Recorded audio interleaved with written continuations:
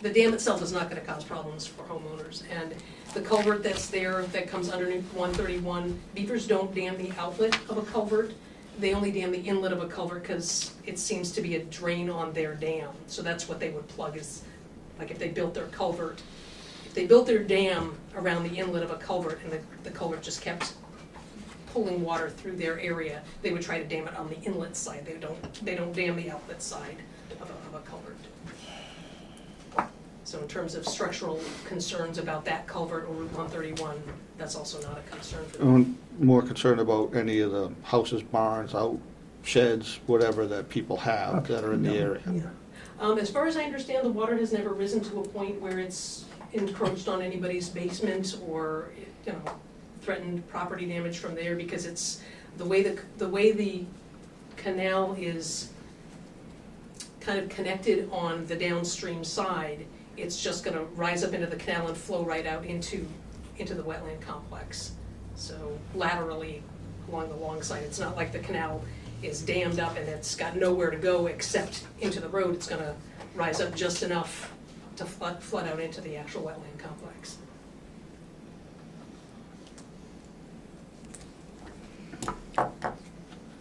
It seems like the Gerdacks who live in that area seem to have... She's never seen that. What? No? Okay. Seem to have a different outlook on this. Right. And I don't know if you've seen their information or discussed it with them. I've talked with Cheryl off and on for Okay. the last few months, but also with the McNaughtons and a couple of other Okay. Residents. Okay. Just trying to get a sense of how high the water has gotten. Sure. And it has not seemed to have been encroaching into a home or causing threatening property damage. It's never reached over that bank. Not yours. Right? Yeah. Yeah, okay. So, Okay, thank you. Yes. Does Jason want to speak? Yeah, my name's Jason Gerdak. Thanks for the opportunity. I'll try to be brief.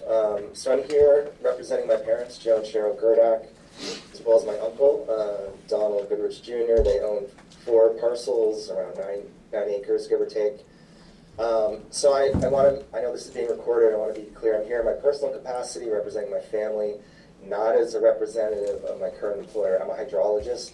My day-to-day, I work for a local government agency. We manage water resources, flood risk, and ecosystem stewardship.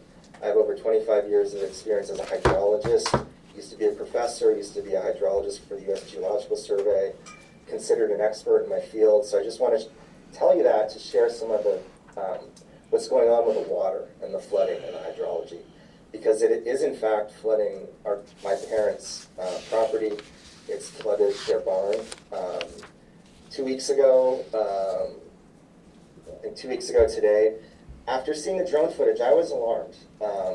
You know, my mom has been complaining about the water on the island for over a year. My uncle's parcel is the floodplain. I wasn't too concerned because the floodplain has water on it. After seeing the drone footage, I was very concerned. The drone footage shows the water very close to my parents' barn. So I asked my dad to measure the distance, and as of 2 weeks ago, it was 18 feet from the water to the barn. It happened to rain the very next day, less than an inch, about 0.7 inches. It flooded that 18 feet by July 4th. So it's flooding that because of all the water that's being backed up behind the Beaver Dam. So the concern, just the high-level concern here, is that what you just heard from Black River Action Team, no one else has really acknowledged the flooding risk. And there is actually current existing flooding that's happening to our private property because of the Beaver Dam. So I submitted this long letter. It's detailed to try to explain what's going on. I won't obviously read it. I encourage you, if you haven't had the chance, I'm sorry I didn't get into by Friday. This had just happened, and we just talked with Rebecca Chalmers, who Kelly mentioned on Thursday to get some more information. But basically, I want to thank you, first of all, for helping my mom, Town Manager Chambers, and we do support the resolution from your May 12th meeting to give permission to the game warden to trap on town property because of this flood risk. So, as I mentioned, there is current flooding going on, and I want to just try to explain the flood risk a bit. So we continue to strongly support removal of the nuisance beaver and the dam as soon as possible to mitigate the flood risk for our property. But we would encourage you, or whoever's responsible, if it's the town or other private property owners, to follow the Vermont Department of Environmental Conservation. They have a best management practice at BMP to handle these sort of situations when there's human-beaver conflict. So just very briefly and very respectfully in this letter, a few recommendations. I'm not sure, maybe you do as the town, to know where the location of the beaver dam. It seems to be located on the town's canal. Looking at the drone footage, looking at other maps, it might be partially on my uncle's land, might be on the town, might be on the parcel north of the canal. I think it would be good for all stakeholders here to know exactly where the dam is and what, who's responsible in that sense. Number two, in the letter, as I just laid out, given all the flooding that's happened in Vermont in July the past 3 years, 2 years ago, seeing the footage, the perspective is right now it's causing flooding. And I laid that out in attachment 1. There's photos. The only reason that it's flooding is because the land is so saturated behind the beaver dam. Given current conditions, 0.7 inches isn't a big rainfall in a day. When there's other small and moderate rainfall events, there's going to be more flooding. It's very reasonable that more flooding to my parents' barn and their property. So I want to make it clear, because what you just heard didn't seem to acknowledge that, the beaver dam's causing flooding to my parents' property that would not otherwise happen. The next point's a little nuanced. Because that floodplain is saturated, as you just heard, because of the beaver dam, it makes the property much more vulnerable to flooding from the Black River. When it's just like a sponge, that floodplain, when it's full of water, when the Black River overtops its bank, and I'm not talking about 2 years ago with a 500-year event, moderate overtopping, there's no place for that water to go. It's saturated. The water levels will rise quicker and faster, and my parents' property will be the first ones hit. A lot of the other properties that Mr. Stetner was talking about, they're much higher. The ones near the dam. We're up at the cut bank. They're not at risk. It's my parents' property, and it's being backed up from the water on the canal. So there is a management decision that's being made here that by having the beaver dam, whoever's responsible is causing flooding to my parents' property and increasing the flood risk for future events. And that's kind of the takeaway. I want to be clear. Number 3, I'm not a lawyer. I don't know if there's legal liability, but if it's on my uncle's property in the town or another parcel, there could be legal liability. I'm not sure.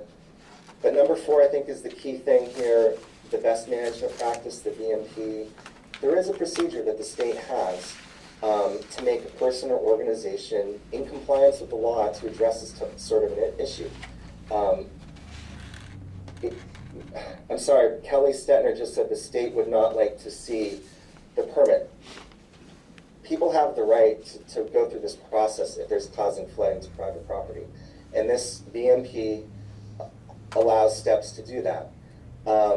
Some of the steps have already been taken, like the game warden was notified. A key thing when you read through the BMP, if you haven't, is whether the beaver dam is 2 years old or less.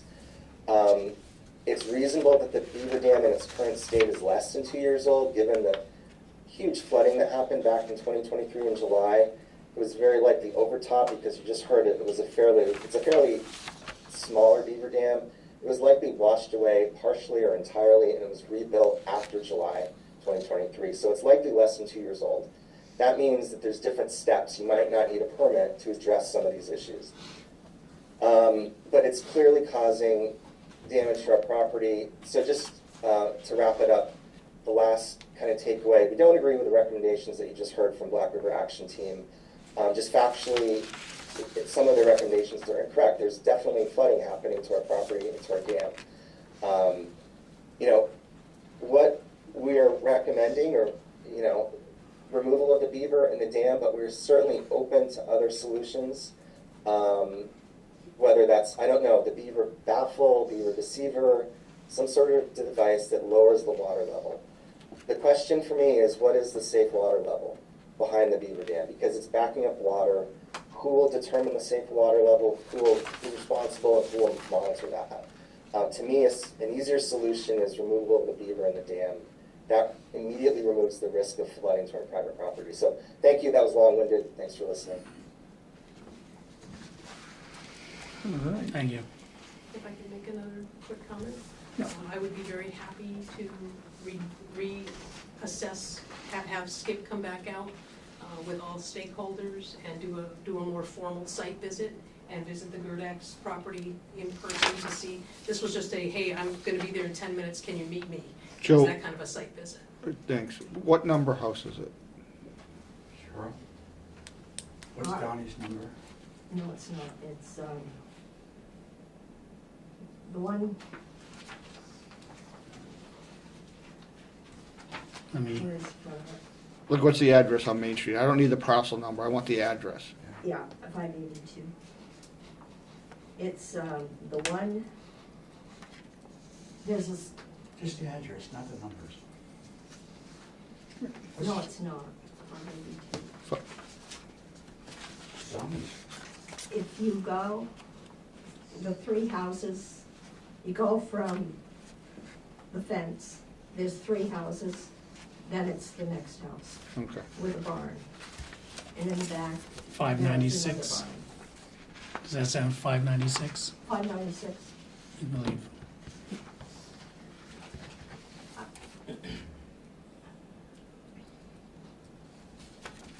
That doesn't sound right, but I'm sorry. He put all these other numbers on, so I wasn't paying attention.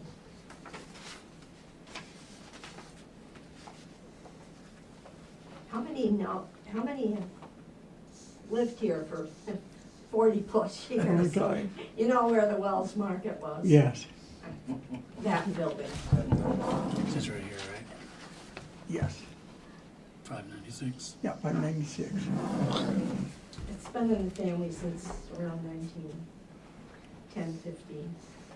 Because I think it was the goal to kind of have the beaver to remain, but also protect the Gerdax property. That's where the beaver deceiver came in. And that's why I asked if it was constraints on logistics of doing it, or if it was just, wanting to keep it the way it was. And so do you think it could be something that could be revisited and possibility of? I don't see why not. I think he would appreciate the opportunity to get out and back. Since it was such an ad hoc site visit, we didn't want to go traipsing on people's property or call them at 8 o'clock in the morning. So something more formal. Would you be willing to meet with this guy and work with them and see what his ad is? Because The somewhere I guy in the read that it was background. a He's raising his hayfield. hand.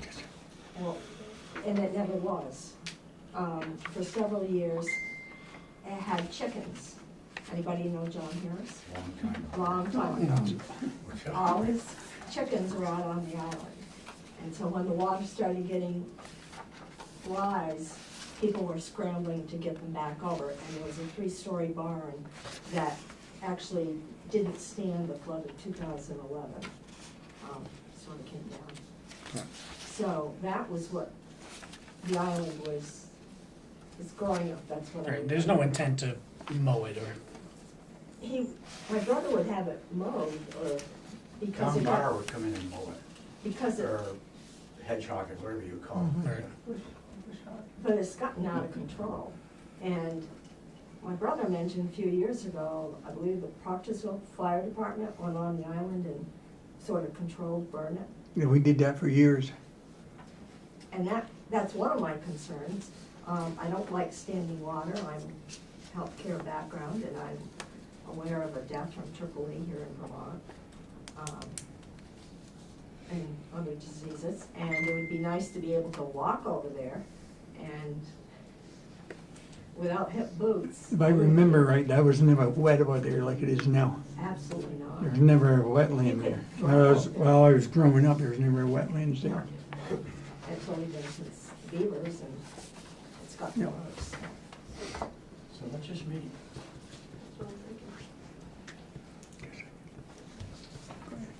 Zachary McNaughton, I'm the resident where the Beaver Dam is located just outside of my property. I just want to clear up a couple things that were presented. One, about the age of the Beaver Dam. The state wetlands people reached out to me to ask about that question. I've provided photographic evidence that the Beaver Dam has been in place in its current state for more than 8 years.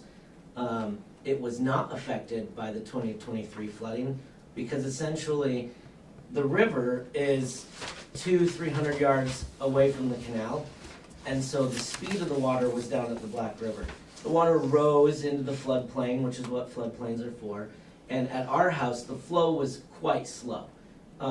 So the Beaver Dam itself also, the way that it's so low and the way that it's shaped with mud, it's kind of a unique dam. The water just went up and over it.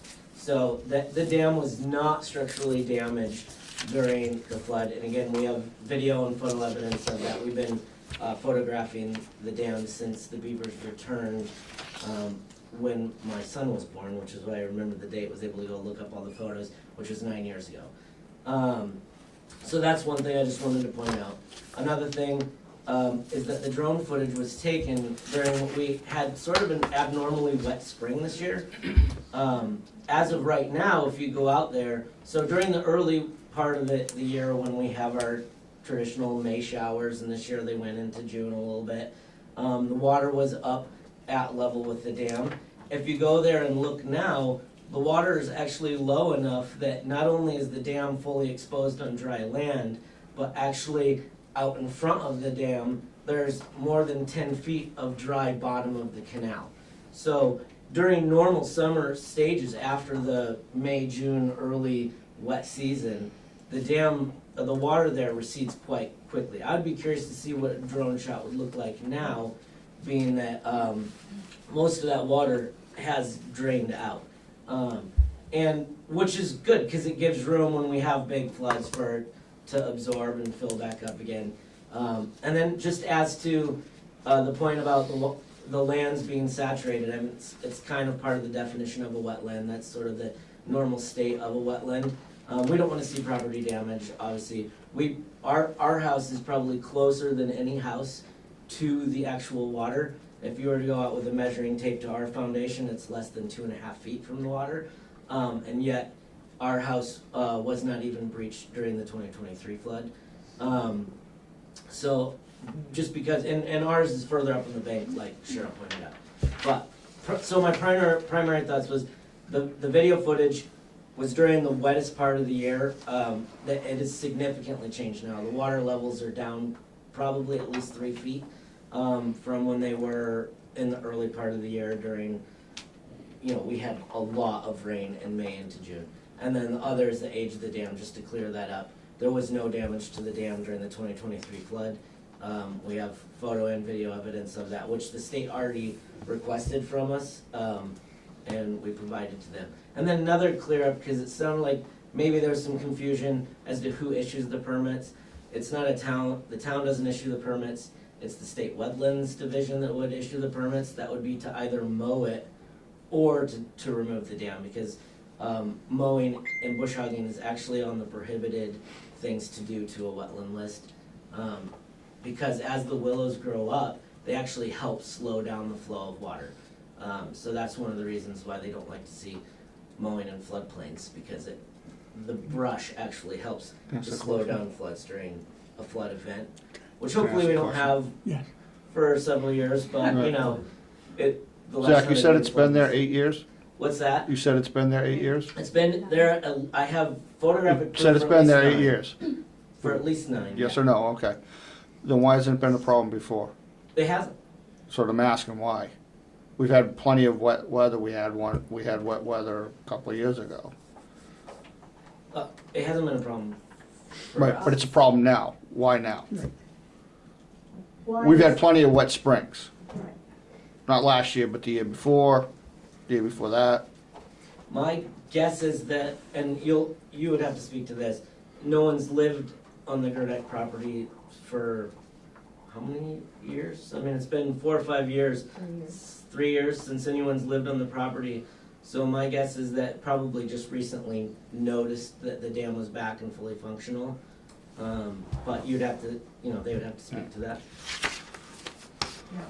Joe or Cheryl, if we're out and we want to take a look, is it all right if we go on your property and take a look?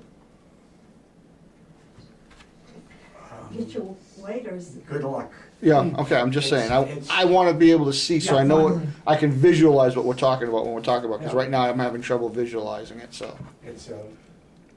It's really grown up. Yeah, Mike, you're gonna have to, I don't know if you call it bamboo or what. but Okay. They're not weed, yeah, they're not weed. But you're willing to work with Kelly and the Absolutely. gentleman and Sure. see what he thinks, and have him take a look at your property? I'd appreciate that, Kelly. Yeah, and I'd like to invite everybody who would like to come, all stakeholders, all neighbors, come and check it out. Just- And one of the pictures in here, I know my son went into whatever, he does this for a living, he Right, deals with groundwater and all that. That he took one of the pictures down there, I have not. from April 23rd, 2024, from Vermont Parcel Viewer. It's on page 8, attachment 2. And then another place, he went into the Vermont A&R, he also did, went to Google Earth, and was able to go back a few years. Yeah. But the island, what caught my eye, especially this spring, was seeing the water I got going this down today. the middle from your end of the island. I've never seen that. And the island's always been dry, that you could just go over and go around it, so. I just like to be able to, so I can visualize it at some point. And is it true, I thought I read this, that the beaver dam is actually in the floodplain and not the wetland? Based on looking At that map on page on the two 8? maps, on the, I think it's right in the transition of the, I mean, It's, I it's think right you there. have to Go ahead, go out there, I Jason. think, with a geotag and stand on it. But there's a section of the map where they do shading where it transitions from wetland to floodplain, and that's where it is. It's so, I think you'd have to literally stand on it with their map open to know, but I think it's in the wetland side of it. But here's the other thing, is the beaver dam itself, so I think what most people are thinking about when they're asking about the beaver dam, there's a primary dam and there's a secondary dam, okay? So the primary dam goes perpendicular across the old Proctorsville Canal. That's the primary dam. So that one, it may be questionable as to whether, I'm pretty sure it's in the wetland, not the floodplain. The secondary dam runs parallel to the road all the way up to, so I'm at 718 Main Street. I don't know what the gentleman's, the yellow house that's right on the other side of the guardrail. 642. So yeah, it goes from 718 to 642. There's a secondary dam that runs parallel to the road that's probably 200 yards long. It's only about a foot tall, but it's definitely part of the dam. The dam itself is close to 200 yards long. But the part that blocks the canal, which is the primary dam, which I think most people think of when they're looking at the dam, it's only probably 15 feet wide. And I'd have to go stand on it, which I could do if you want me to, with the geological survey map open to see if you're in the wetland or the floodplain. But I believe it's the wetland because it's dead center of the canal, and the entire canal is designated as wetland. All right. Well, let's have the Jason? gentleman come back and work with the Gerdax and Ms. Stetner and see what he thinks that far down rather than being way up where he was. Mike just wants. Jason. Jason? Yeah, I agree. I agree with what was just said about the permitting process is not done by the town, it's done by the state. And if it is older than 2 years, even the fire burns would require a permit.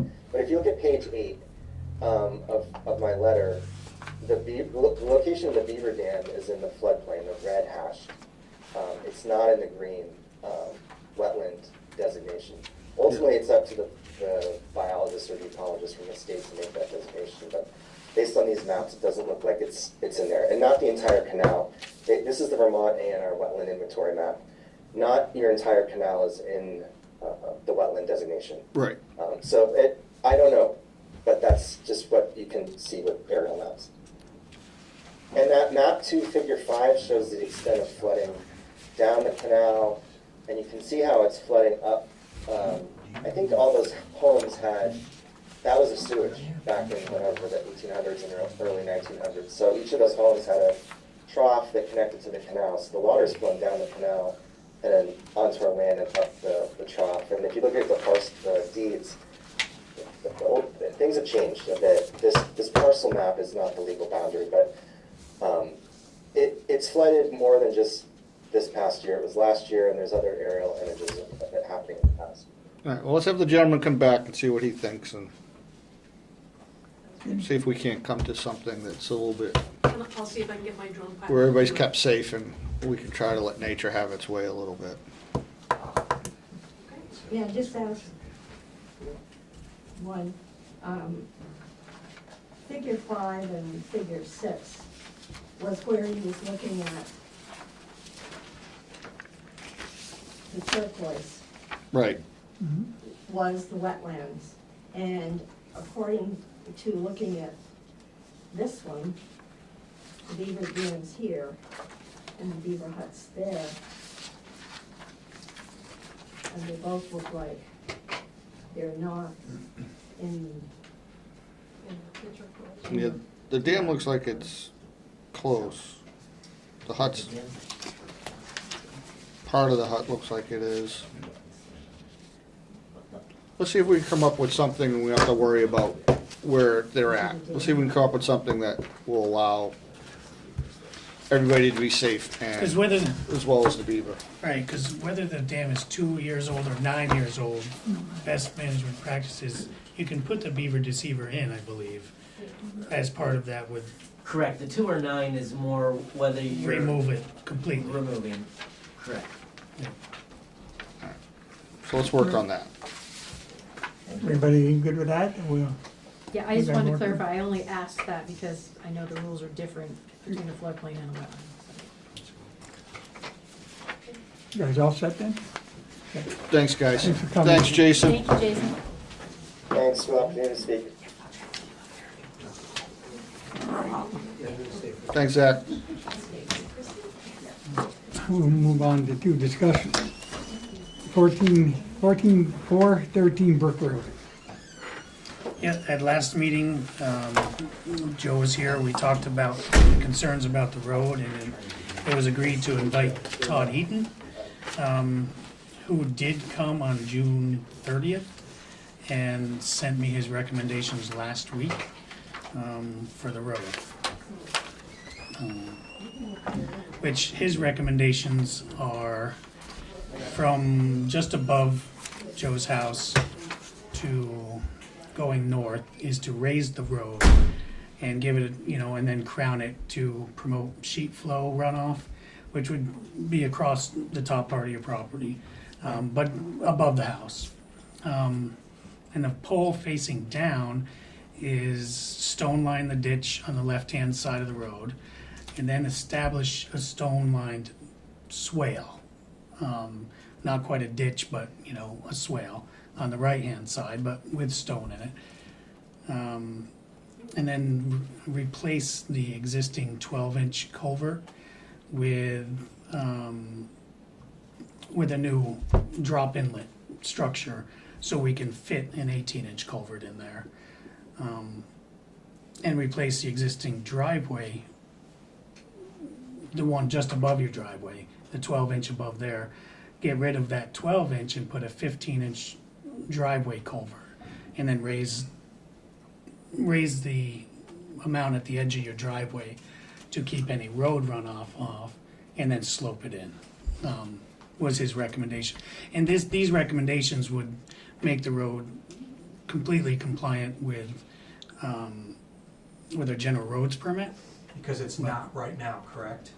It's, the reason it's not right now is because of the 2 12-inch culverts. Okay, but he also said something about, I appreciate these, and I'm gonna go over a couple of them, but He also said that this road would be red flagged. I don't know what the terminology is, Yeah. you would know what, can you please explain to me exactly what that meant? A road, in order to have a culvert that goes across the road, the minimum is 18 inch. And those are 12. Right, okay, so that's what he's saying is creating the runoff, okay. Yeah. Um, So, and what we were telling and what we were saying, that it's difficult to fit an 18-inch one in there because there's not a lot of cover there. That's why the drop inlet is on the upper one, and the lower one, I don't know if we could get an 18-inch in there. That's why he wanted to switch it and go across your driveway. But that is just to fit the 18-inch ones. That's, Okay. So, I mean, a couple things that I have questions about and I want to confirm. So the first one is the swale size on my side of the property. We were gonna talk about where that would actually fall before you guys start doing work. I think I recommended coming out and doing a paint line. I don't know if that's doable, but I'd like to see where it is you think, how far you want to go. all right, it's gonna be a couple feet outside of the road. I haven't painted it yet, but I mean, it's a good little distance in order to get a stone side And see, swale. and that's kind of where I have a little bit of an issue because, you know, once again, I'm losing property when I never had an issue before. But I want to see where that is. I mean, I've got some measurements of some swale that you've done up top of Brook Road that is not that wide. Mhm. So I want to see where you come up with compared to what you've already done on Brook Road further up. Well, one of the things when we had Todd come was, because his concern is just making sure it's exactly to the general roads permit, to make it a legal road, which they tend not to. I mean, he definitely took concerns of your property in there as well. Right. But his number one concern and his job is making this compliant. And My number one concern is not having water run off on my Right. property again, causing bank erosion and bank damage. You know, so I think we're coming to, you know, a middle ground on that, but, so that's my concern, just so that it's on the record. The 15-inch culvert that you want to put across the driveway, the apron is already pretty high. You know, in the wintertime, I have trouble getting out if it's slick. I mean, how is that gonna be mitigated? Again, I never had this issue before. The road was put back wrong, so you have to take that into account. now, these were not, just so you know, this was not me that came up with these. I understand, I understand. I don't know how that looks. It's a legitimate question. I have the same question when I read this, to be honest, because it changes a lot of things, because you're going to have to raise that up to road level and then drop it down going into your property after that, so any sheet flow from that small section doesn't hit your driveway. But it bears the question, any water that comes off your roof or your property, where would that go? Because it won't go the same route that it currently does. So I have the same questions. But I mean, this is what Todd Eaton has recommended, to put it in compliant, and that's his job, that's what he did. You know, and regarding this 15-inch culvert, you know, there are plenty of culverts across the road that start high on one side and go down. I mean, you keep saying that it's not deep enough, or it's too difficult to go down. Why couldn't a culvert be at an angle going from the road so that you're not elevating the apron, actually, so you can bring the apron down so that it's not as high as it is? And why can't it pitch down so that you're accommodating that larger 15-inch culvert by going lower in the ground, so that it makes it to the daylight, to the brook? I mean, that can be, it's gonna accomplish the same thing as that 12-inch culvert currently does. It would just make it legal by the general roads permit. I understand, I understand. But can you put it deeper? I'm sure you could put it deeper there, but what he was recommended here was when you put it there, make sure you have the road cover over that 15-inch, the same height as the road, so it would, anything that sheeted off the road would flow down and not into the driveway, is what he was Right. saying here, But which is raising it. But that's raising to accommodate this 15-inch drain instead of lowering everything. I mean, I had my concerns with that as Yeah. well.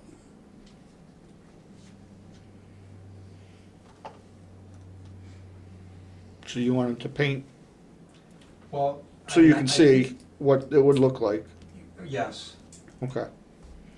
And then look into how low the 15 would make the, or how high it would make the driveway. Because my understanding, correct me if I'm wrong, is you're coming up to the road, you're having trouble with this part. here's the road, my driveway drops in, so Right. I'm backing out, and I'm backing out at a Right, so- elevated pitch. So your, yeah, so Or your pulling out. concern is the driveway to the road Yeah. is, right, okay. Because That's, it's already steep. right. That's, I have that in my head, so I just wanted to make sure I was right, that that's what you're concerned with, okay. Randy? Do we have town highway specs that we put into all our roads, any new roads? We adopted this state, State specs? yeah. So if this is put back to state specs, there has to be a little bit of give and take on both sides, as far as I'm concerned. From what I've heard in the past is the road has been too high, and now we're talking about raising it more.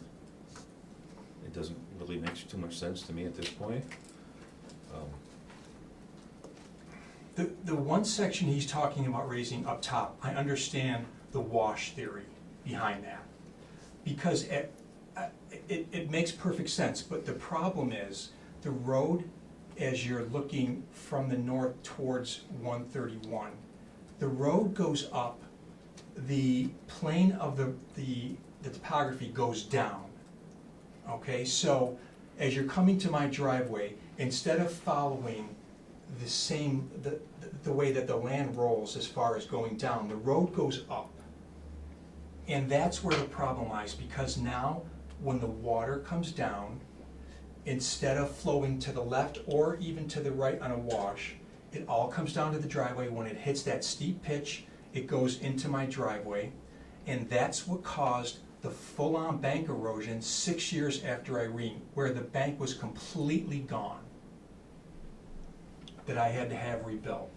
And the erosion is happening again, not to the same degree, but it's happening again. And this gentleman thinks the culvert will capture more of that? That 15-inch culvert would bring it in line with the general roads permit, and then building up at the end of the driveway so it doesn't go into the driveway. That would sheet off into that same area. So I feel like there's some sort of stone turnout there would have to be there as well in order to stop that erosion. I must have left when you guys were talking about this 15-inch culvert down, going across my driveway and elevating the apron, because it wasn't brought up when I was there, as I recall. I don't remember when he brought it up. Yeah. It could, maybe not, yeah. Can I ask a question? Mhm. Did Todd, I don't know, from V-Trans, is he from the Yeah, he- Agency of Transportation? Did he put his recommendations in writing? He did, in an email, yep. Okay, and would he be available to now answer the questions that are coming up and, Well, he met with them. right? So. But I'm saying now that the recommendations have been made, more questions have been raised. Right. So I think it would be helpful. Because the two things that make this the red flag, as you had said, the non-compliant, are the two 12-inch culverts. If we were able to put 18-inch ones in there, then the road would be compliant. But in order to get 18-inch in, that's why he wanted the drop inlet and as well as the 15 going across, because it's difficult to do the 18-inch. That's, I don't, under any circumstances, want to make my apron steeper. It's just ridiculous as it is. I mean, there were times, it hasn't happened this year, but, you know, the bottom of the car scrapes when you're backing out. that definitely happened. When we had it, when it was pitched the other direction, it was pretty bad.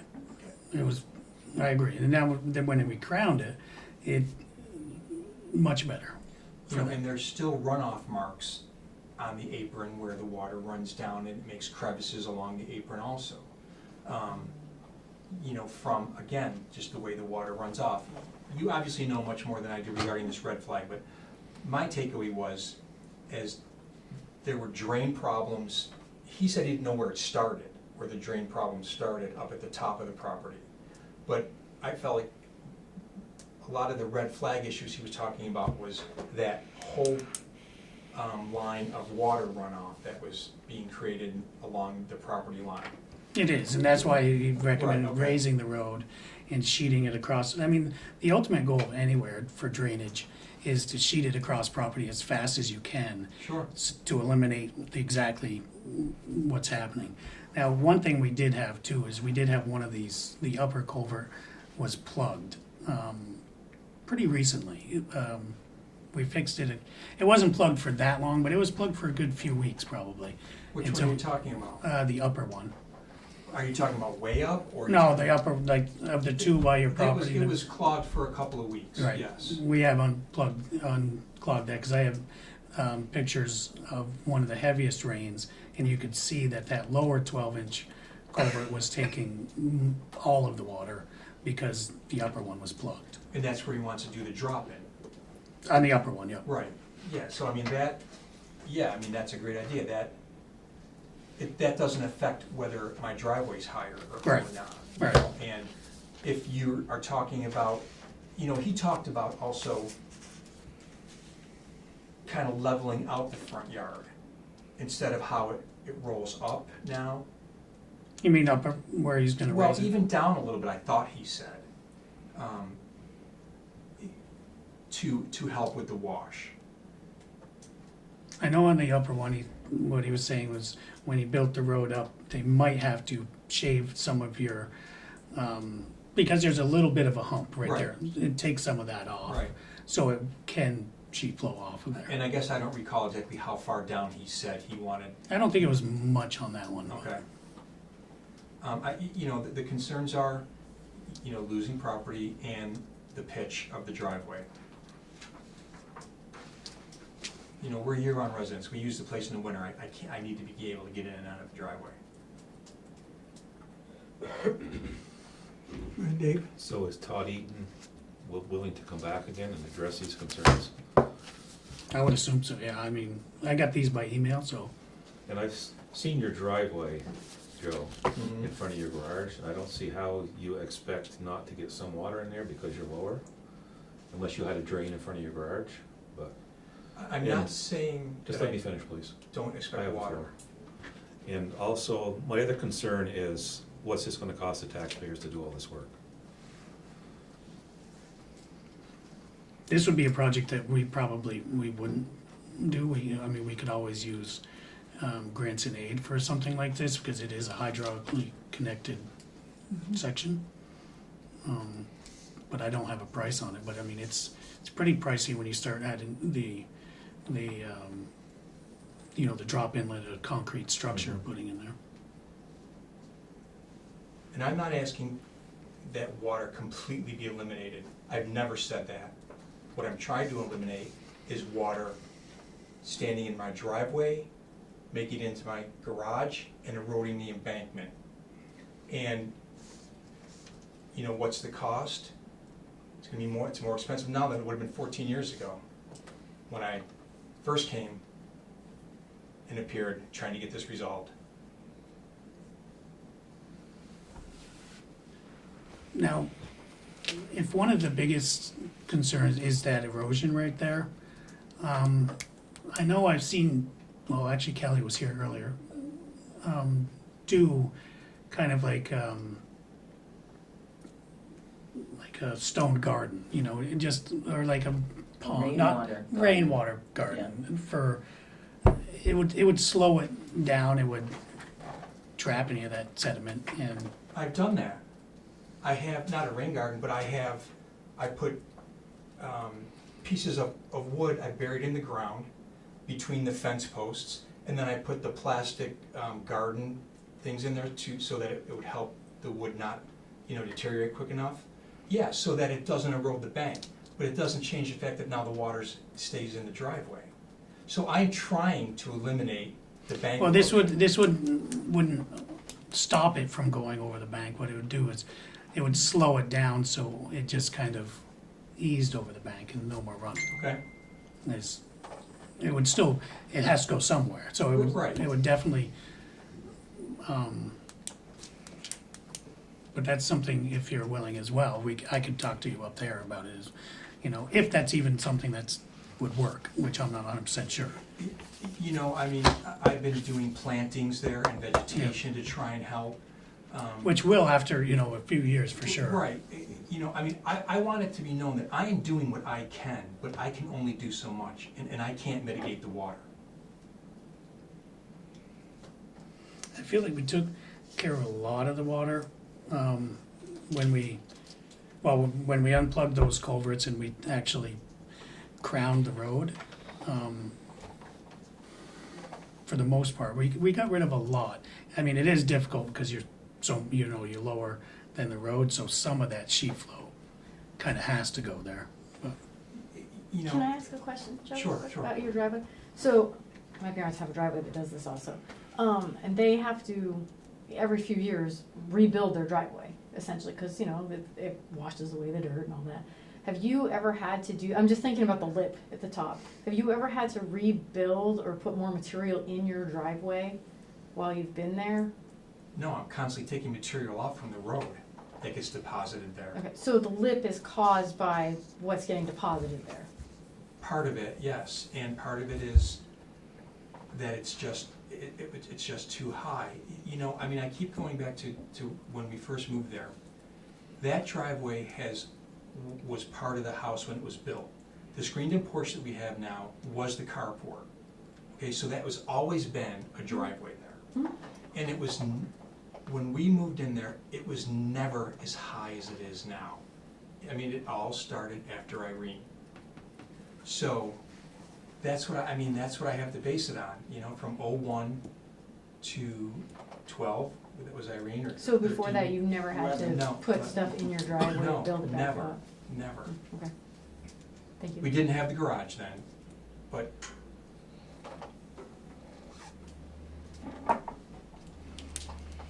Alright, so let's The questions or? paint the swale and Yep. find out about costs and, Oh, I did have a Sources. second question about that. How quick, because you said it's like a concrete thing to do the other culvert or whatever, how fast does a project like this happen? I'm just thinking Drop inlets. winter's coming and all that. Or is this something that we're talking about? If grants and aid is used, then we would end up having to do a pre-construction sketch and drawings to even submit, which we haven't drawn up because we didn't know if this is the direction we were going.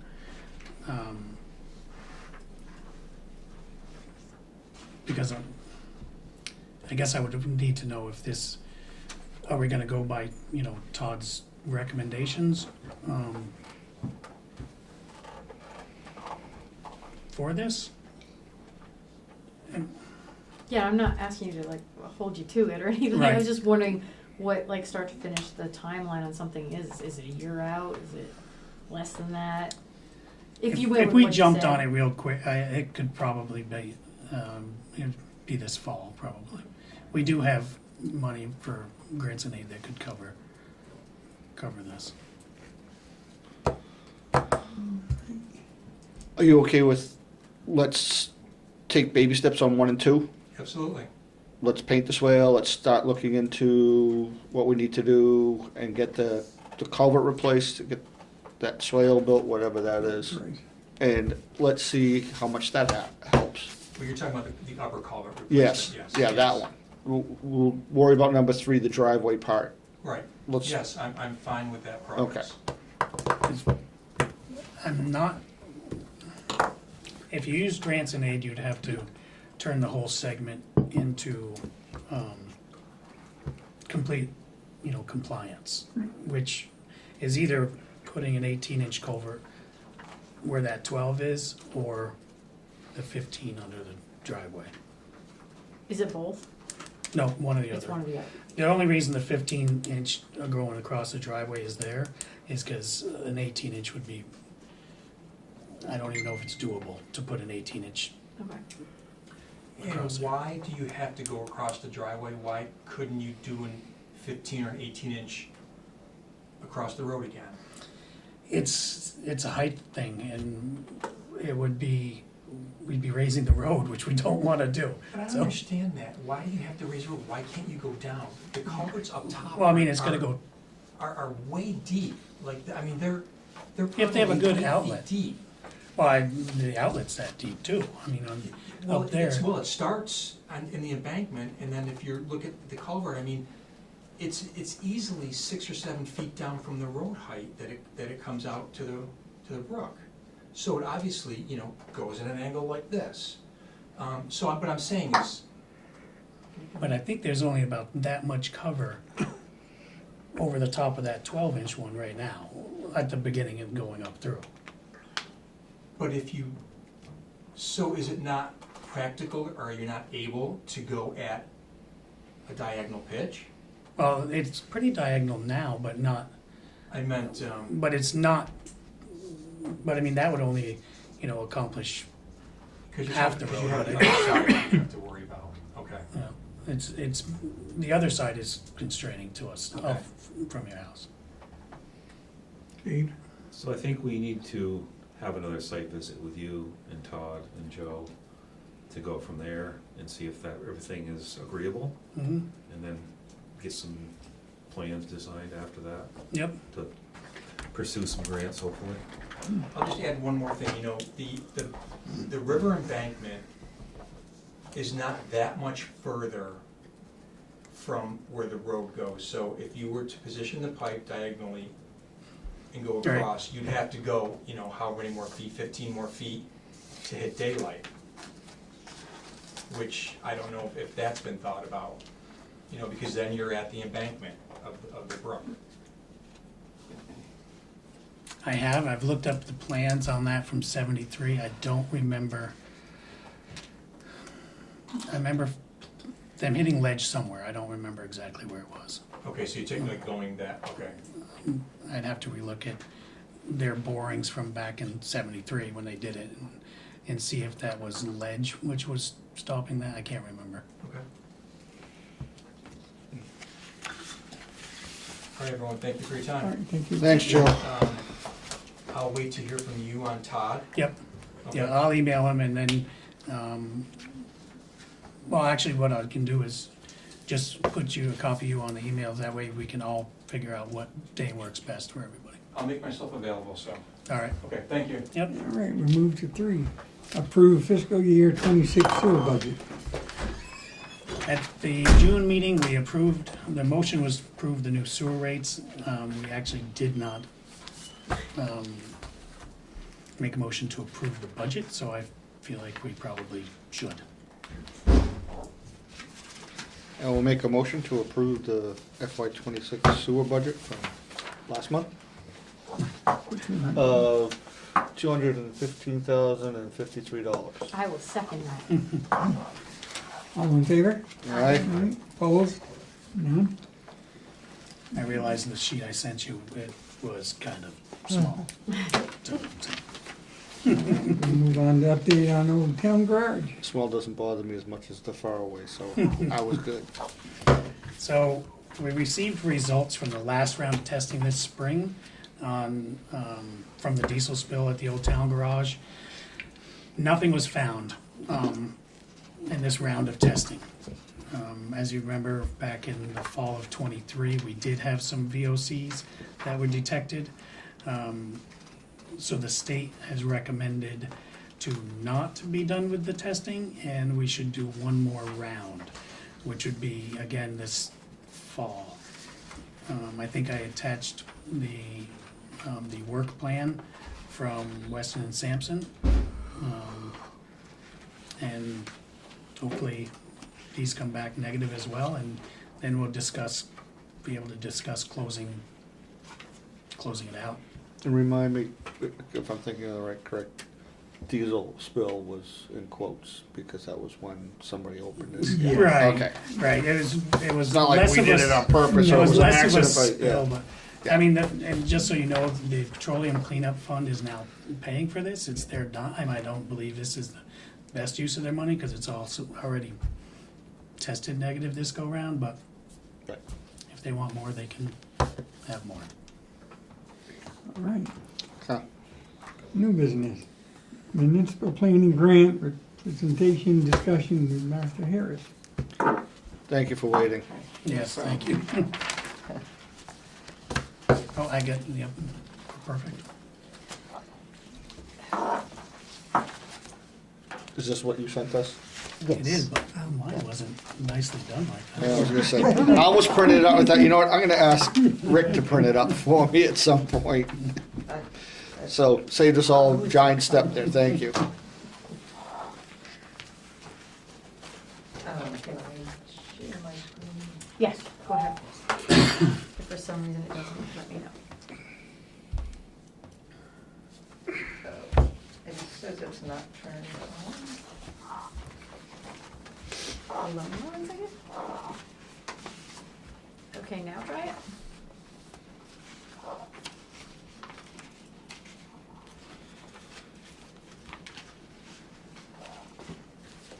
There we go. I don't know if this will be easier, or if that one is. Yeah.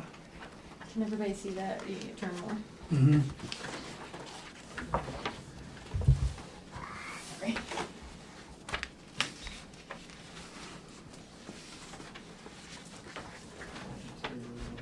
There we go.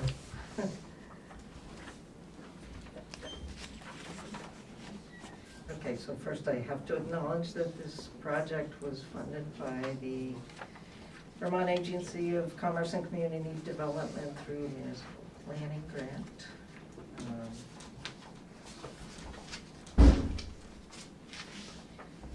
The basics of capital planning, a statute allows for a town that has an adopted town plan to have a capital, what they call a capital budget program. I've referred to it more as a capital plan, just shorthand, throughout the narrative that you received. And basically what it does is lay out what projects you plan to do in the 6-year period. The first year is the capital budget itself. The next 5 years are what they call the capital program. So what projects you plan to do in that time period, what the estimated costs are, and then how you would go about funding them. A couple basic things about Cavendish, which you may already know. The land area is 60% of it is either state-owned or is in current use. Population at the latest census was 1392, and over the past 40 years, that population has grown 2.7%. So there's not a lot of expectation that you're going to grow rapidly or suddenly have a lot of development that is going to stretch your current infrastructure. Recording in progress. Sorry. Near the beginning or introductory section of the report, I kind of highlighted the main projects that are included in the plan.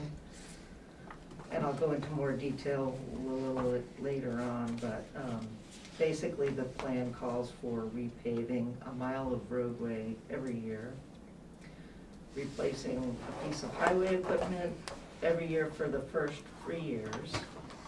Ideally, it would be every year, but at current funding levels, that's not necessarily possible. Again, I'll talk about that a little more.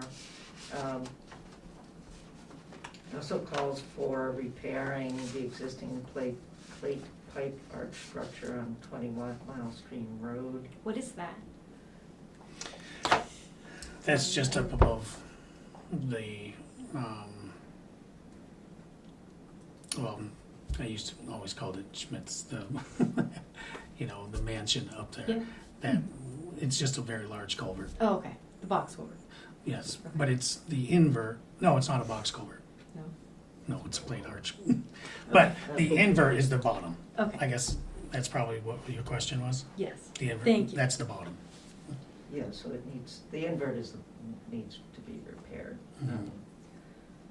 There are also two 4-foot plastic culverts on Cavendish Gulf Road that are undersized. And the plan is to replace those with concrete box culverts. Another option would be to replace them with an arch structure. And then the plan also calls for reconstructing the sidewalk out here from the town office to Mac Molding. For the water and sewer systems, the challenges are that right now the revenues aren't covering operating debt service and contributions to the reserve funds already, and there are capital improvements that are needed, so those will require an additional contribution or additional revenue. Main one for the water system is that there have been leaks at the Cavendish tank recently. For the sewer system, there's really two challenges, one being that the pump stations haven't had major improvement for quite a while. And sludge removal is a very expensive proposition. It's been roughly every 15 years that you need to do sludge removal, and expenses have gone way up. And I will also talk about that more. So just stepping back, some funding methods for doing capital projects. If it's a smaller project, maybe, replacing computer equipment in the town office or tires or something for highway equipment, that's usually absorbed in the annual operating budget. For reserve funds are helpful to cover when you can't get something grant funded, or when you have to match, you do get a grant, but you have to match the grant, or the financing isn't sufficient. And Cavendish does have roughly 40 reserve funds. The ones that I was focused on the most were for this capital plan, were the equipment fund, the paving fund, and the community development and infrastructure fund, as well as the water and sewer system reserve funds, the contingency equipment, and capital improvement funds. Financing, you're probably familiar with, you have some for past sewer and water projects, and notes, loans, leases for equipment. The most recent equipment purchased with a lease. Grants.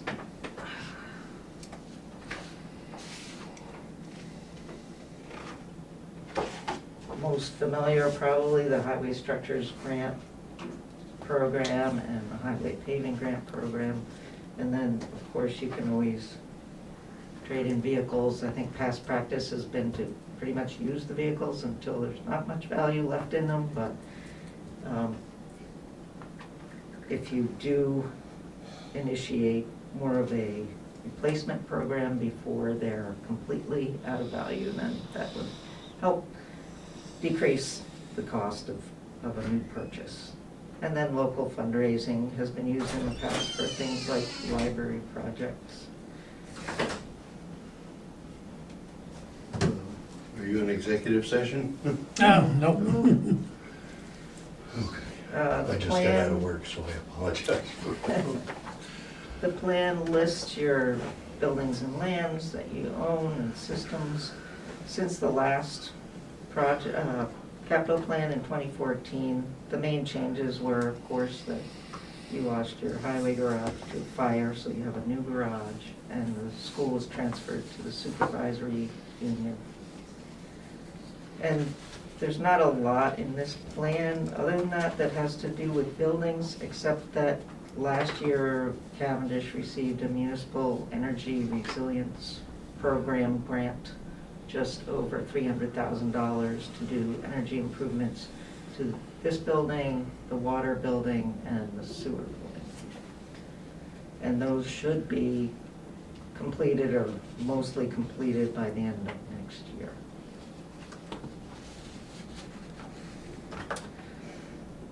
The highway equipment is also listed in the plan.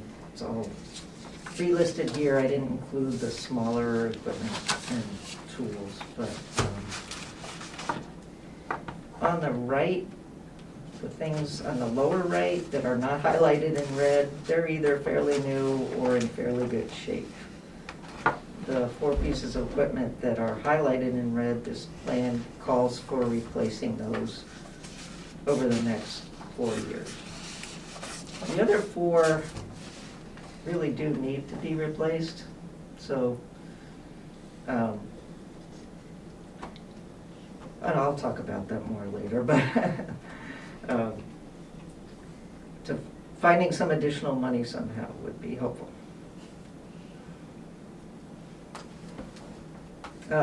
So you have, if you exclude the chipper and the trailer and the smaller tools, you have 11 large pieces of equipment. Their average useful life ranges from 6 to 18 years, but the average is 11. So with 11 pieces of equipment, each with an average life of roughly 11 years, that would mean planning on replacing 1 piece of equipment per year to keep the fleet in good shape. There are no grants that I'm aware of for purchasing municipal equipment, but there is a low-interest loan fund, and incorporated into the plan is applying for a loan. They're 2% for 5 years for up to $150,000. Right now, over the past few years, there have been increased contributions to the equipment fund and the paving fund, and then this year to the community development and infrastructure fund as well. So the current contribution for the equipment fund is $100,000, which, based on the projections in this plan, isn't really enough. However, you can gradually increase that over time while decreasing the amount that's going to the paving fund without having any net increase in the bottom line. And that's what the plan is proposing.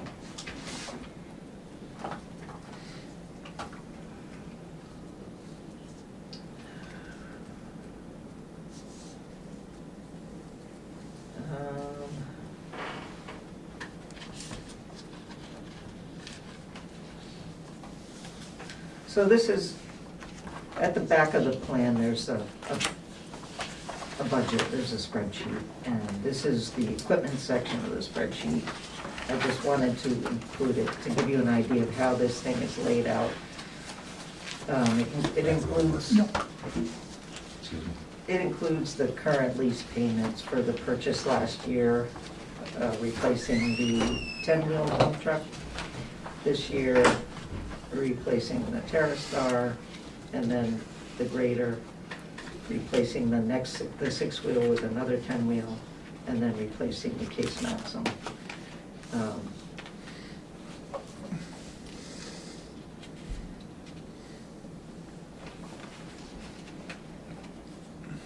And I also wanted to draw your attention to kind of in the middle where it says the annual equipment fund contribution. Right now it's $100,000, gradually increases till it's $200,000 by the end of this plan period. And the other thing that's worth mentioning is that if you look at the bottom line, the ending fund balance, it looks pretty good till you get to 2029 when you've purchased all 4 of those vehicles. And then it's down to 49, 34, 20, and 29. That's why I was saying that finding more money for the equipment fund, if you want to continue to replace one piece of equipment every year, that would be helpful. So paving, there are 6 Class 2 highways. 5 of them are either completely paved or have paved portions. The total amount of paving on those 6 roads is 6.9 miles.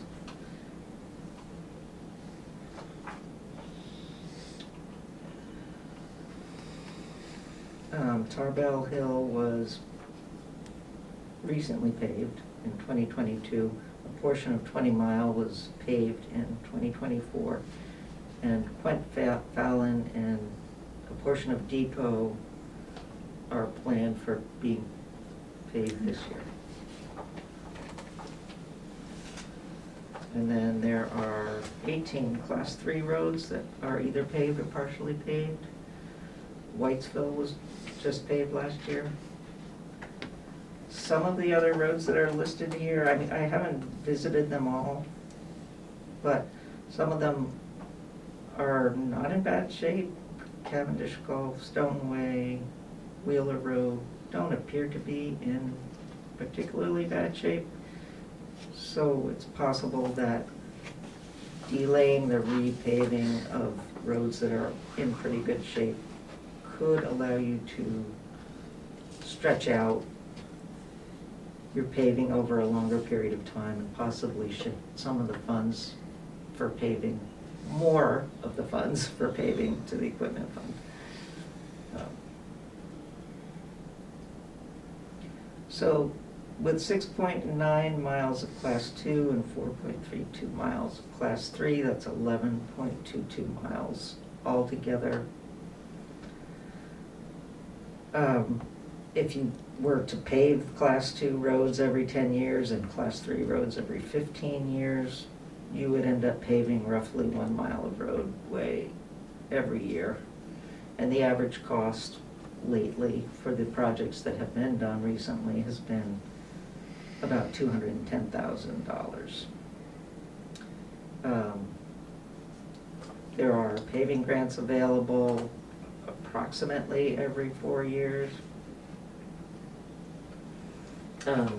Cavendish got one in 2014, 2019, and 2023. They do require 20% match. As I mentioned, the current contribution to the paving fund is $250,000 per year, and again, the plan calls for gradually shifting that from paving to equipment. So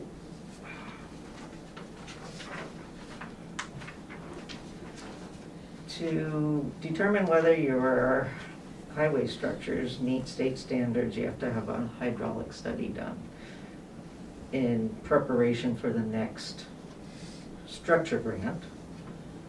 Cavendish had many, 6 or 7 hydraulic studies done.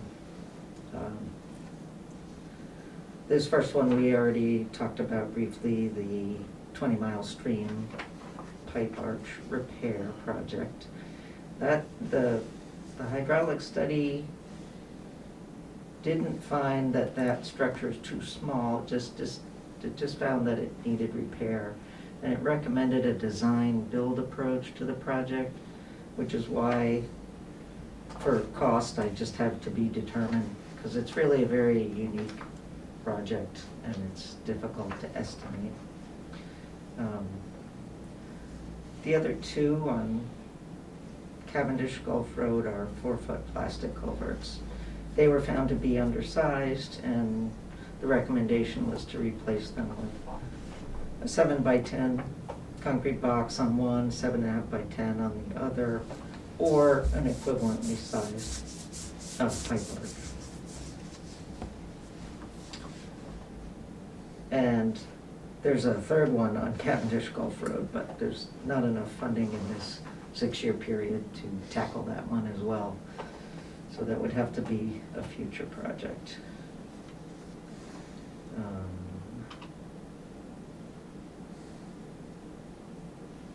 So the cost estimates in the plan, I was fortunate to get tons of information kind of late in the game from District 2 on projects, similar projects throughout Vermont over the past 5 years. So I do feel pretty good about the estimates in this plan. They're based on actual projects completed recently, so. As with the paving grants, you get structured grants roughly every 4 years. It's not as, well, Cavendish got structured grants in 2017 and 2018 and is scheduled to get another one in the next grant cycle. So not necessarily separated by 4 years, but on average, a 4-year period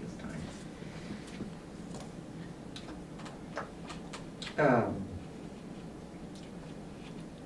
The grants are $200,000. They require a 10% match if you meet the criteria, which is having an up-to-date highway infrastructure study, which a lot of people also call a culvert inventory. Cavendish's culvert inventory, complete inventory, was done in 2014, and there have been updates to it up through 2017. I don't believe there have been recent updates, but the Manascutney Commission may be working with you this summer to do those updates. And then you also have to have adopted town road and bridge standards that meet the minimum requirements, minimum state requirements. So new for this year, you've allocated $50,000 to this Community Development and Infrastructure Fund and earmarked it for structures, which is great because you're going to need to match that grant next year.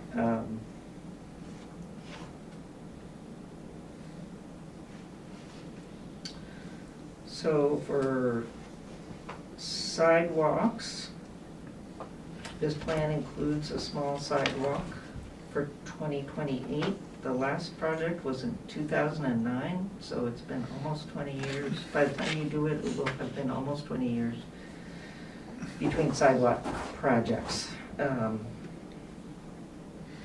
Mark had done a sidewalk inventory back in 2011, and for this project, I didn't revisit every sidewalk and update the condition, but I did update the cost estimates. So if you continue to contribute $50,000 a year for sidewalks, then you could do another sidewalk project roughly every 5 years. The challenge is that the sidewalks are in pretty bad shape. So if you want to speed that up, you would probably need to either contribute more money, shift some of the funding that you have in other funds, or there is a grant program that Vermont, the V-Trans Bicycle and Pedestrian Program does offer grants for sidewalk projects, so you could also pursue that. So the water system, some basic stats. It has 380 service lines that serve 575 homes and businesses. There's 62 fire hydrants on the system. 2 water sources. Together, the water sources yield 198 gallons per minute. However, your permit to operate limits you to producing 150 gallons per minute because of the need to filter out the iron and manganese. Currently, the average gallons per day is 85,600, which is using almost 80% of the system's capacity. So there's not a lot of room for growth in terms of the water system. Some, just not a whole lot. The 2 storage tanks, total storage is roughly 450,000 gallons in those 2 tanks. And I think I mentioned that one of them has been leaking lately.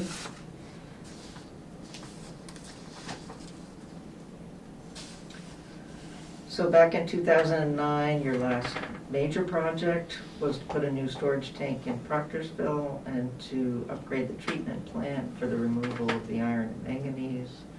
That was funded with a USDA Rural Development Loan and a Vermont Bond Bank loan, Drinking Water State Revolving Fund loan. Annual debt service on that is $90,670, and that the bond bank loan will be paid off in 2040. The USDA loan will be paid off in 2048. Currently, new water meters are being put on the system with ARPA funding, so that is not adding anything to the annual debt service.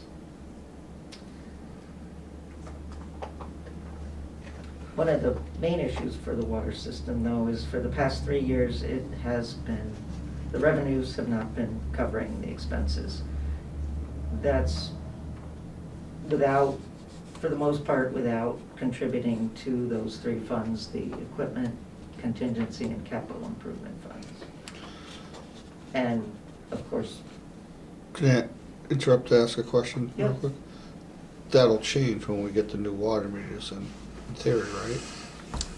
We have to rebudget currently to get, to start out this year, but I believe we can, when we get the new water meters, we should be able to bill according to usage, which I have a feeling there's a lot of usage out there that's Right, currently that's what I'm saying. unbilled. That money will change. I'm really hoping so, that Yeah. and then we can get a different rate structure, possibly, and recoup some of that money of actual water usage.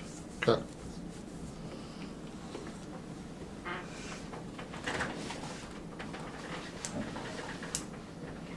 Sorry to interrupt. No.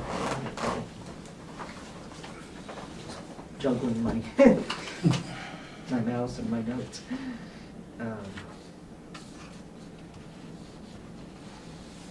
So I recommended in the plan a 23% rate increase. Once you have the meter data, you can fine tune that or come up with a whole different rate structure. But some sort of an increase is, it's my understanding that the rates haven't been increased for at least 5 years.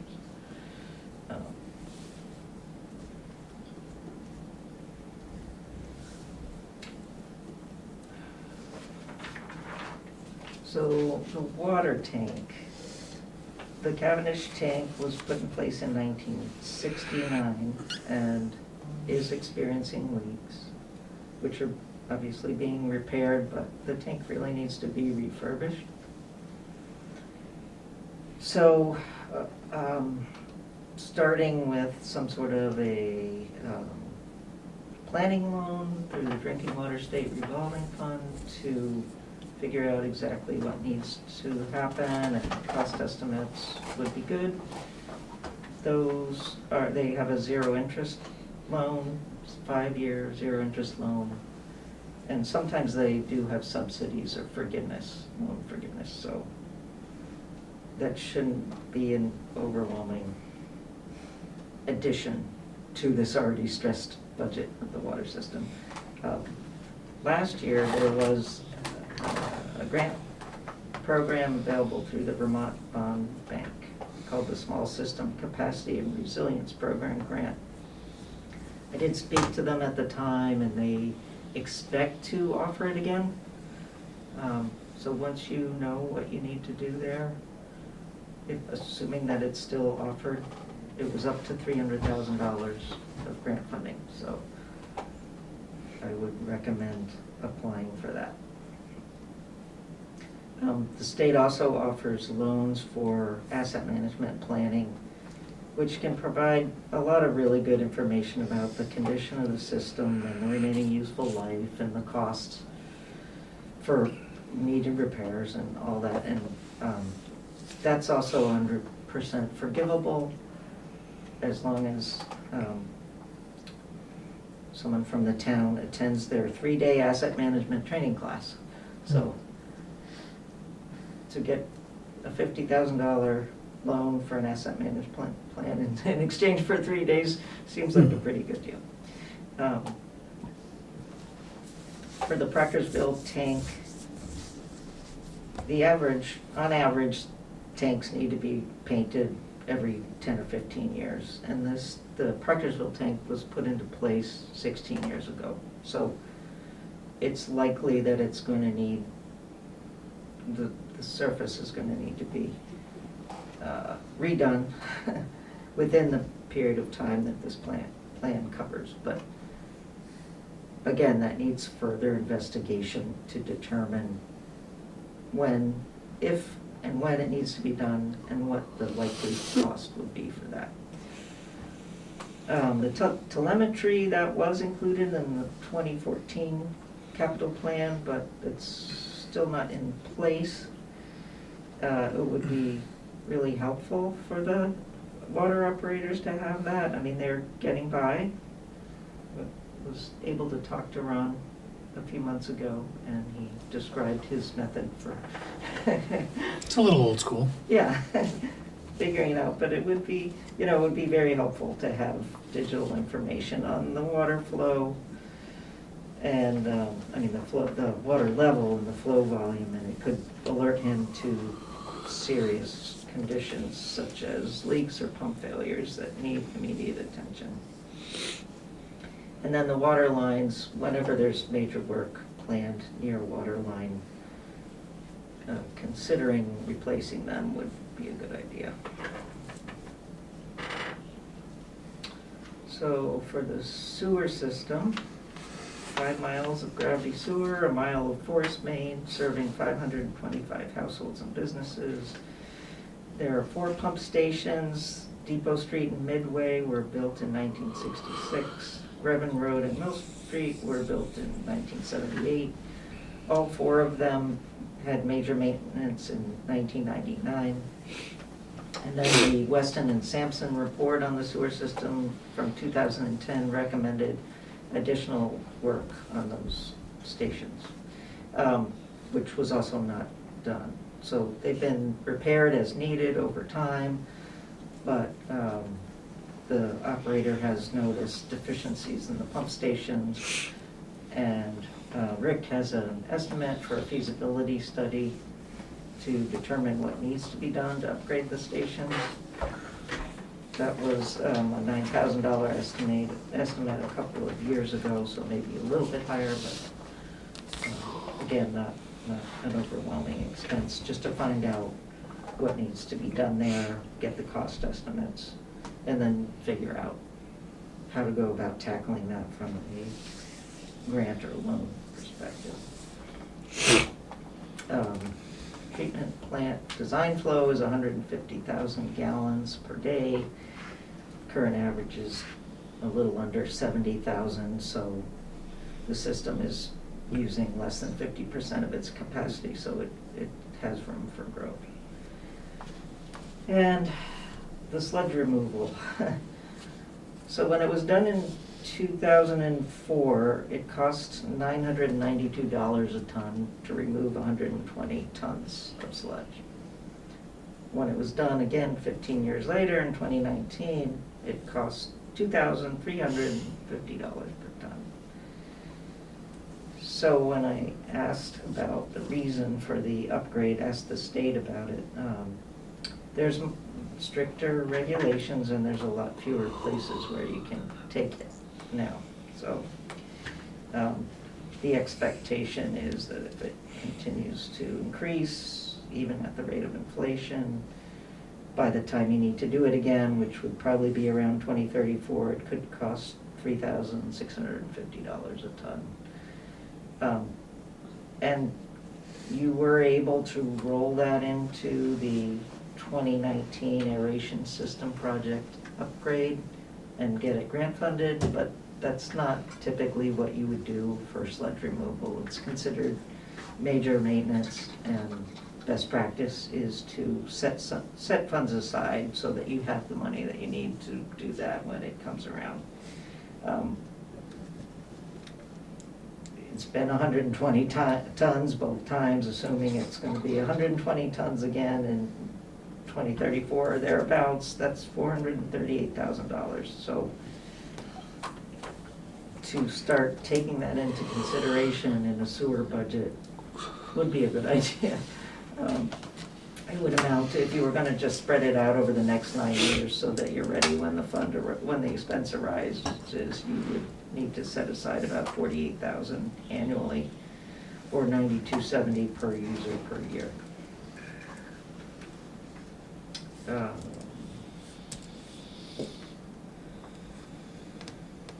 So as I mentioned, you did a project in 2019 upgrading the aeration system, removing sludge. That was funded through a Clean Water State Revolving Fund loan through the Vermont Municipal Bond Bank. Annual debt service, $33,000, should be paid off in 2040. Here again, with the revenue and expenses, in 2022 there was an unexpected expense. There needed to be a sewer line sag repaired in Proctorsville. That was $182,000. Wasn't enough funding in the reserve funds. So it knocked a huge hole in the budget in 2022. There's a much smaller hole in the budget in 2023 when there were not any major unexpected expenses. And while there is a surplus shown in 2024, the contributions to those 3 reserve funds for the sewer system were not made that year. And if they had been made, there would have been a small deficit. So as with the water system, but not necessarily as dramatically, the revenues are struggling to cover the expenses. So as we discussed already, I had recommended a 7.5% rate increase. You've already done that, so that's great. The feasibility study to upgrade the pump stations is something that can be done fairly inexpensively, fairly soon. How much and how quickly you want to begin setting aside funds for the sludge removal, you probably need some discussion. And then for future, if funding becomes available, evaluating your sewer lines, especially the older ones, with the CCTV video inspection is always a good idea, so you know what you can't see. And on Rick's wish list is a truck for the system operators to use, because they're using their own trucks at the moment. So the transfer station wasn't a main focus of this, but it was mentioned in the last plan, so I did mention it. Main equipment, 2 40-yard compactors with an average useful life 15 years. Rick got a recent estimate to replace them, which would be about $23,000 each. So if you want to cover that without sudden increases in expenses, you could set aside $3,000 a year for that. The other issue that was raised in my conversations with Rick is that there's no restroom facilities there for the staff. And so if you wanted to eventually provide that, you'd need to start setting aside more than $3,000 a year. I don't know exactly how much. That would require some further investigation. Yeah, that needs some engineering. So the next steps are, first of all, any feedback you have for me on the plan, any questions or comments. My email is listed at the last slide, and please contact me, or you can ask them tonight while it's getting kind of late. When you're happy with the plan, to adopt it, typical plan adoption, you give the town clerk and planning commission copies 15 days before public hearing, hold the public hearing. The planning commission can submit a report, they're not required to. So that's unlike the town plan where they do have to submit a report. And if you're happy with it, the public's happy with it, you can go ahead and adopt it after your public hearing. Adoption does not, the plan is flexible. It's meant to be a non-binding tool. So adopting it doesn't commit you to doing everything in it. You know, when it says it is planned to happen, you can adjust as needed. And so it's an advisory plan. It's not, it's flexible. And I just have, if you have questions or comments. It's flexible, but it's a good tool to show you what you need. Right. Lays out exactly what you need and how you might go. We appreciate it. Yes, you're very Yes, thorough. thank you. Yep.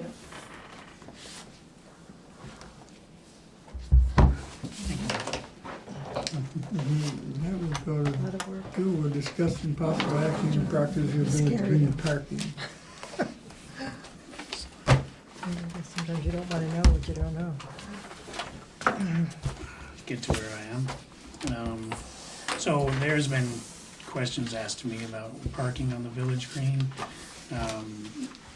We don't really have any ordinance or anything about parking on the village green.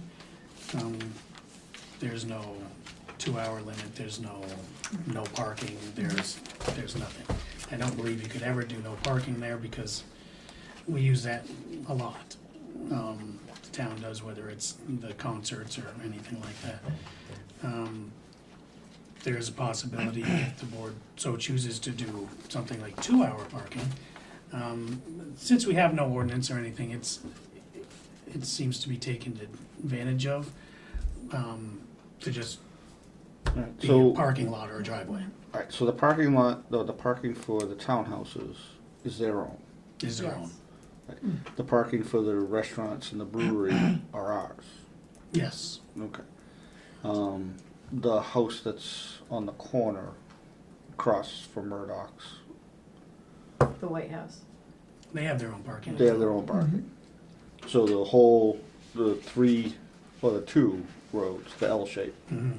is what you're talking about. That's where I'm talking about, abutting the green on that side. It's usually used for overflow for the businesses there, that they tend to park there when they're busy, or farmer's market, or, stuff So- like that. What's the concerns? The concern is that there's vehicles parked there All the time. constantly, all the time. They're not going to the businesses or at the farmers or the farmers market or anything. They just don't have a place to park their vehicles, so they park them there.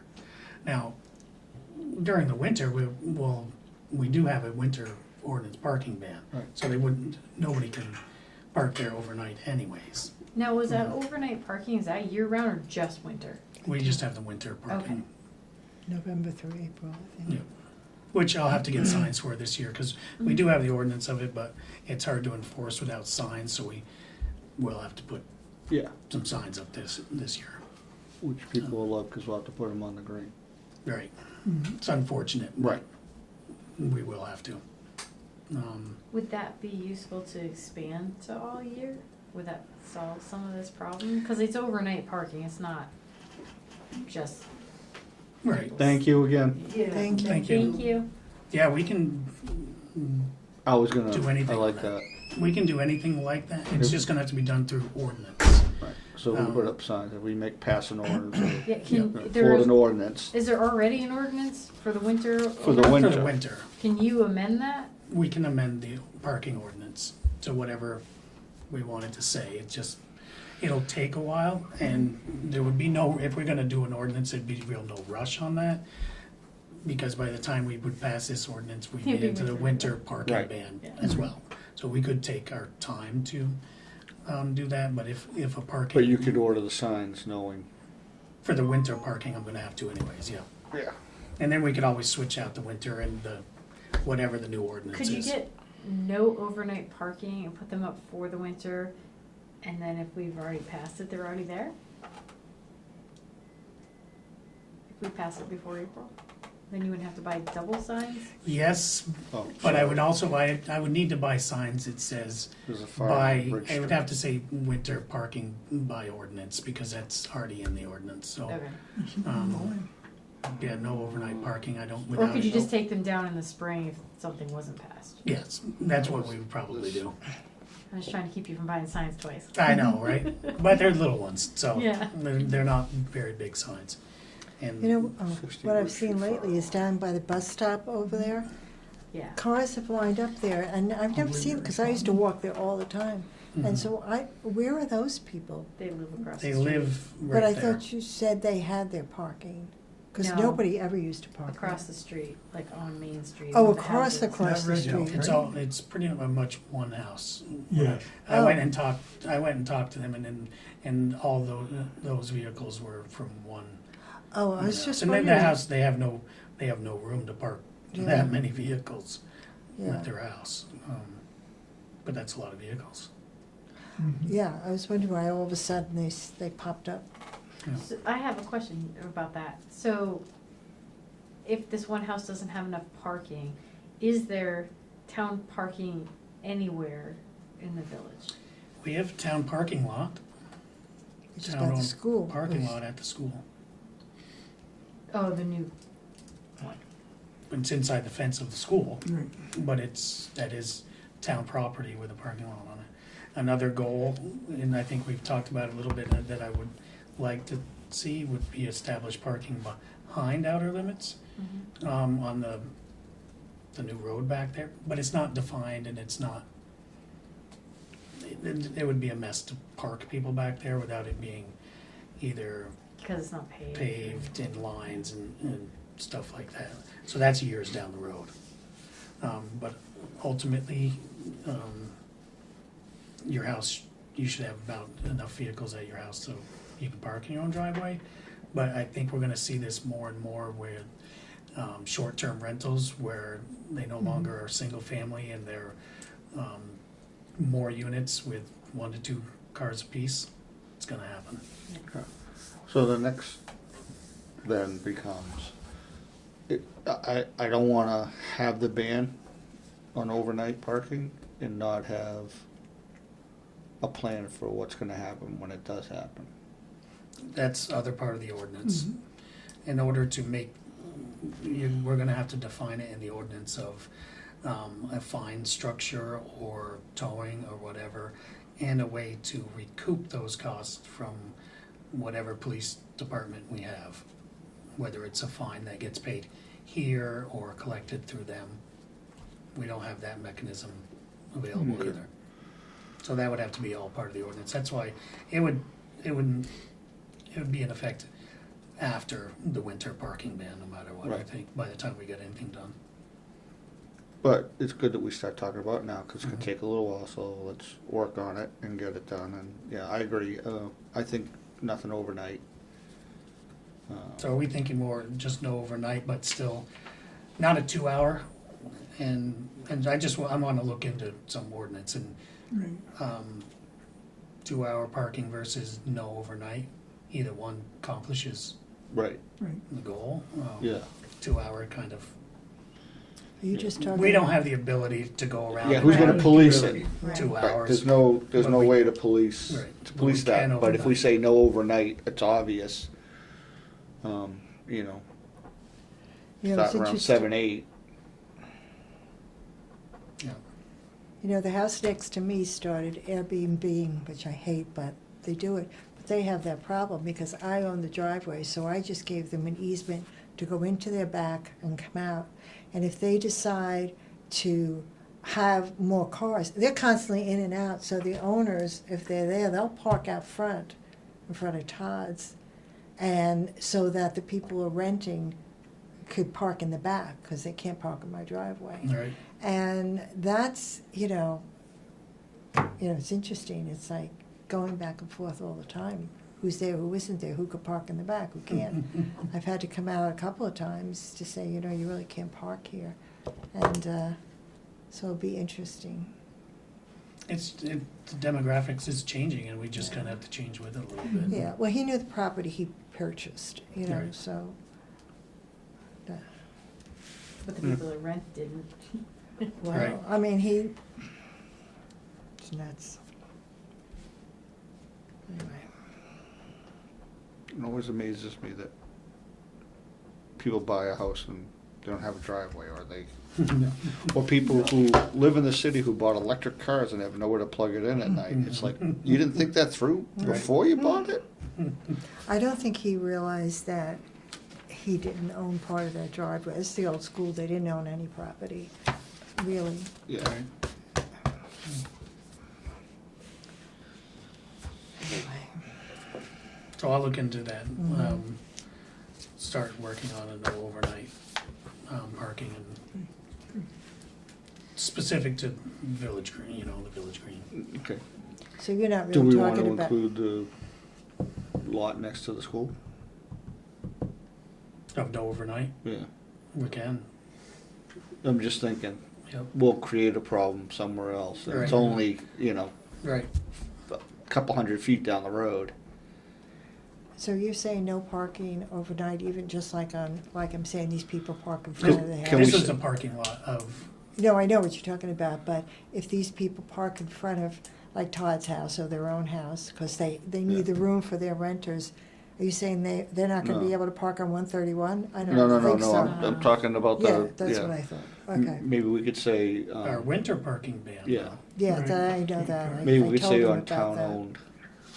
Instead of specifying, we could say on all town owned. Right. So that means here, What about the academy building that's going to be, Yeah, we have that as well, because that's town parking over there, which will be full at some point. So I don't know if you can do all town owned, because of that. They're gonna have to come up with some agreement for a few parking spaces from the town that go with that property at some point. we'll see if you can find one that has with exceptions allowed for I know Springfield actually certain situations. does certain things like that they kind of rent out, or lease out, however they do it, town parking to whether it's a residential building or Like something. before the townwide yard sale. Mhm. We could say the night before the townwide yard sale, if you park there so you can sit up early in the morning, or, something like that, or you drop things off. We find a way that we can make exceptions, and we can always write in the exceptions as we. And there might also even be a way that we can put in our current parking ordinance that gives the select board the authority to regulate the parking in different areas. Yeah. Which, if we can do that, then that would allow us to have voted tonight to change the Village Green and only the Village Green. And that might be a possibility too. Which would be ideal, but there's nothing in our ordinance right now that gives us the authority to do that. So, let's look into all town properties in that way.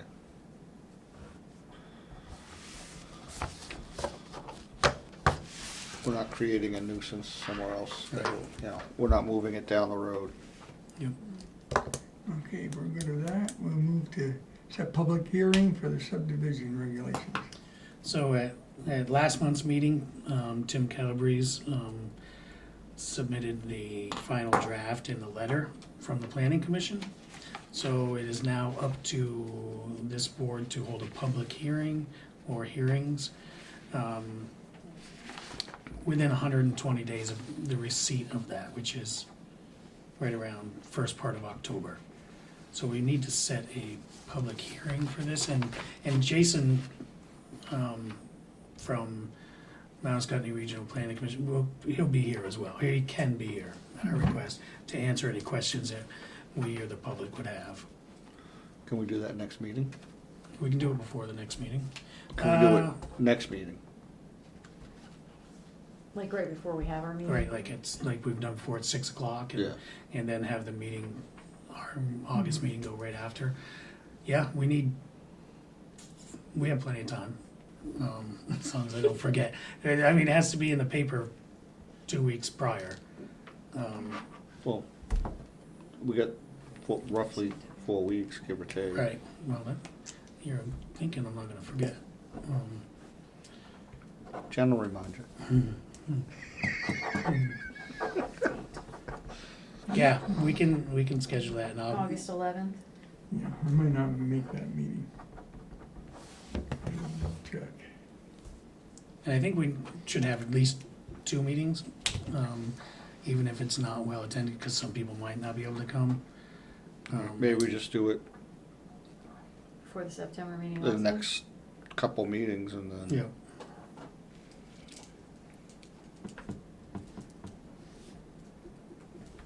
So we'll set it for the next one, and I'll put that out there as long as I get it all. It's hard to find a newspaper anymore. I mean, we have one, but that works for me. What'd you say, August 11th? Yeah, August 11th was the first date. The September one was not. All right. September 58th, oh, it's Labor Day in September. Yeah, we can always do it in October. The first one needs to be done by 120 days, not all of them. Okay. I assume So- we'll be moving our September meeting anyway. So we'll probably bump the meeting to the 15th. Right. We'll discuss that next week, or next month, right? Yep. But nobody will wanna meet. I'm getting a lot of notes on this paper. All right, we move on to Hillcrest Cemetery fence replacement. So I was approached as a great gift that somebody wants to replace the fence facing the road at Hillcrest Cemetery. Right now it's chain link, pretty rough, It's in bad shape. pretty bad shape. They would like to, they'd gotten price quotes from, and they wanna remain anonymous, it's an anonymous gift. They had gotten price quotes before from Springfield Fence. It's more in line of what you would see at like a standard cemetery, the white, and, you know, it was $13,000 to $15,000, I think. Which I think is great. Why I brought it to the board though is there's also want to put 2 names of a plaque on there just saying in memory of and donate. So I think it's great. I think it's wonderful. Now there would obviously I could bring it back to the board when we know what style fence, but it's gonna be a pretty classy fence. I think anything that Anything's better. replaces it will be an upgrade, so I'm not really worried about it. And having a plaque on it, I'm sitting here thinking, yeah, well, what if somebody says, well, that's what I would want. I'm like, okay, if there's something you wanna replace, we'll put a plaque on it in Yeah. memory of somebody for you, sure. Right. You wanna build a new town hall, you wanna do this, you wanna do that, yeah, sure. So, yeah, so everybody listening out there, you got a bunch of money and you wanna upgrade something, we'll put a plaque on it for you. Well, the plaque can be included by the people. Yeah. You said, We'll allow you to put a plaque on it. We could go for a plaque. I think the cost of the plaque, yeah, well, at that point. right. But I mean, this anonymous also mentioned new flagpole possibility too. Oh, wow. Oh, So- good, yes. Well, that's very nice of them, I appreciate that. Thank you. But hasn't been real talked about. So I will get in touch with them and say it's a go. They'll, I'll talk with Bruce as well. make sure we have the openings correct, and when Springfield fence comes, and it's a nice fence and Okay. a nice plaque, and the plaque is of two people that are buried there, obviously, so. Okay. Sounds good. E5, Vermont 100 endurance race. So this is a yearly occurring race. It's, it's the 19th through the 20th. They have it every year. It goes through some Cavendish roads. For everybody that's still hanging on Zoom, it would go down Birmingham Road, Morgelloni Road, down Atkinson Road to the intersection, then up Brook Road, South Reading Road, and then back into Reading. So it's a small portion of this race that goes through Cavendish. But I got this after the last meeting, and I wanted to bring it to the board's attention that it is happening, and if there's any concerns. I don't think we've ever had. It's not any different than any Nothing- other year? No different No. than any other year. So everybody's used to it by now Yeah. and know it's happening. Yep. Yeah, it's just that one night I in our remember, area. yeah, I remember the first time I came across people parked under it, I was like, what is going on? This was a long time ago. Yeah. Um, It's been 30-some odd years. yeah, It's been quite a while, Okay. but now, yep, that's the map. So it's a pretty simple little route. Move on to the business. Rick, you all set, or do you have some more? I have just a couple quick things. I'm gonna make them real quick. The paving update, Tom Fuller Sand and Gravel contacted me on June 30th, saying they're gonna be here July 1st, which is great. They did an excellent job, they were fast. They came in, Depot Street is completely done, except for the lining, but that is done by the state, not them. But they came in so fast that Quinn Phelan, they only did the base and then the base layer. We have to go in and do some work on the bank of the culvert to protect the road. So they were nice enough to leave. We're gonna have to hire a local contractor who's already coming in to just finish a little bit to protect that bank. And then Fuller will come back and finish that as well. And again, that's another class 2 road where the state will come in and line it. But Fuller's been great to work with. They were fast and pretty pleased with them, so. Good. I also want to mention the Solid Waste District put out an RFP earlier this year for the mixed solid waste and the C&D. Alva Waste from Springfield was a low bid for us.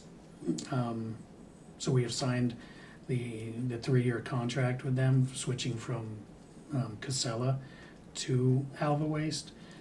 Actually, I believe every town in our district switched to Alva from Casella, including Ludlow. I think we were the last two to do that. But I think one thing it doesn't cover is recycle. So I've gotten a quote from Casella on the recycle, and I'm waiting on one for Alva, but I think there's an opportunity to save money there as well. But I don't know yet, because I haven't got the quote, but that's a 1-year contract usually with recycle, not a 3, so hopefully we can save some more money. And I just do want to mention that one thing I left off the agenda tonight was to start talking of the 250th celebration. I know we've kind of talked about that, and so I just want to know, or want to let everybody know that we probably should start planning a little something, just so it's on people's mind on what you want to see for a celebration, if any, for the 250th celebration of America, which July 4th is on a Saturday next year, so. Large or small, we can do something. All right. Shannon, do you have anything? I do not. Sandy? No, Mike? I'm good. I'm good. We're having motion to go into executive session. I'll make said motion. I will second it. All in favor? Aye. Opposed? None.